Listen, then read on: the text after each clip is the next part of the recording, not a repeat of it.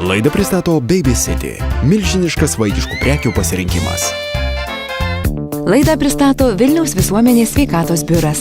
Geras patarimas visuomet naudingas.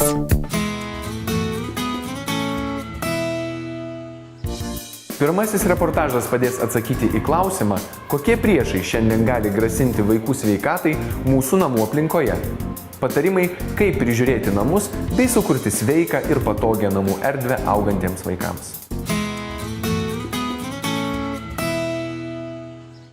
Greitas šiandienio gyvenimo tempas neigiamai veikia mūsų bei mūsų vaikų organizmą. Neretai mama pastebi, kad jos vaikas dažnai atrodo pervargęs, nepailsėjęs. Tėveliai iš karto sunerimsta, gal vaikui nepakanka poilsio, miego, o gal jį kamuoja rūpesčiai. Tačiau retai susimąstome, kad trūkstamo poilsio priežastis gali būti ir mūsų namai. Erdvė, kur grįžę po pamokų vaikai ilsisi ir praleidžia daugiausiai savo laisvo laiko, ypač šaltuoju metų laiku.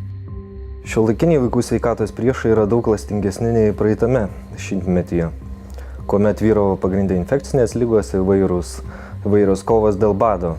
Šiais laikais susidurėm su be galo daug cheminių medžiagų. Namai tarsi buitinė cheminė laboratorija, kurioje galime aptikti apie 100 toksinių cheminių medžiagų. Taigi šitai gali daryti įtaką vaikų sveikatai, jų nepailsėjimui. Šiandienė chemija, visos valymo priemonės su cheminiais preparatais nusėdant mūsų namų baldų, sienų, grindų. Ką daryti? Naudoti kuo mažiau buitinės chemijos priemonių, oro gaiviklių, ploviklių, skalbiklių, juos keisti natūraliais, nekenkiančiais aplinkai ir sveikatai. Valymas, žinoma, viena iš prevencinių priemonių, bet be to dar būtina ir vėdinti namus. Žmogaus biologinis laikrodis veikia pagal šviesos ir tamsos ciklus. Žiemą net ir šviesiuoju paros metu už lango tamsu ir niūru, tad nepaisant šviesos reikšmės gali sutrikti nervų sistemą, o nepakankamas apšvietimas gali pabloginti ir regėjimą. Šviesa yra skirstoma į natūralią ir dirbtinę, ar ne? Natūrali šviesa tai yra pro langus patenkanti, kuri stimuliuoja organizmą, mažina depresyvias nuotaikas, tai yra būtina šviesa.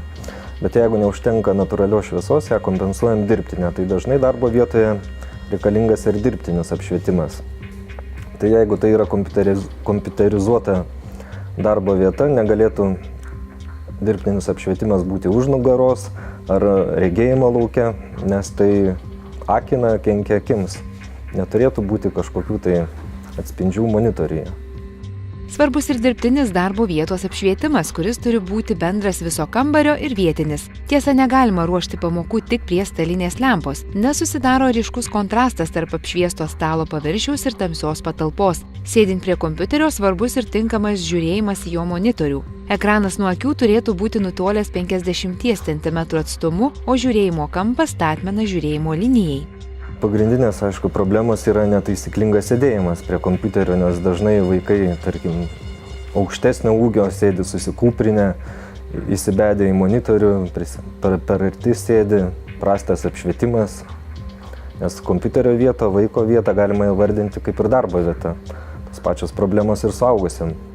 Mokinio kambaryje vienas iš svarbiausių baldų yra rašomasis stalas, kuris turi atitikti vaiko ūgį ir svorį. Statyti jį reikėtų šviesiausioje kambario vietoje šonu prie lango. Užtikrinkite, kad sėdint stalo aukštis sutaptų su statmenai sulenkta ir prie šono pridėta alkūnė. Jei kojos per aukštai ir per kelius nesudaro 90 laipsnių kampo, joms reikėtų atramėlės. Klubų kaip ir kelio kampas turi būti 90 laipsnių, alkūnės kampas irgi apie 90. Nugarą turi remtis į kėdės atlošą. Reikėtų sėdėti atsirėmus. Jeigu klaviatūra yra toliau, dilbio padėtis turi būti ant stalo paviršiaus.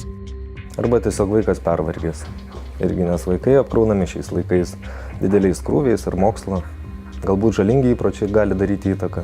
Nebūtinai namų aplinka. Gal per mažai miega dėl krūvių. Galime kalbėti apie fizinį aktyvumą. Reiktų vaikams sportuoti ne mažiau 60 minučių per dieną. Tai lauke turbūt irgi gali tiek praleisti, jeigu nesportuoja, tarkim, mokyklose. Pagrindiniai mokinio dienos režimo elementai – tai mokymasis mokykloje ir namuose, užklasinė ir darbinė veikla, aktyvus poilsis kuo ilgiau būnant gryname ore, reguliari ir visavertė mityba, fiziologiškai visavertis miegas. Jei vaikas tampa irzlus, nuolat pervargsta, nedelskite. Pasikalbėkite, įsiklausykite į jo poreikius ir drauge spręskite atsiradusius rūpesčius.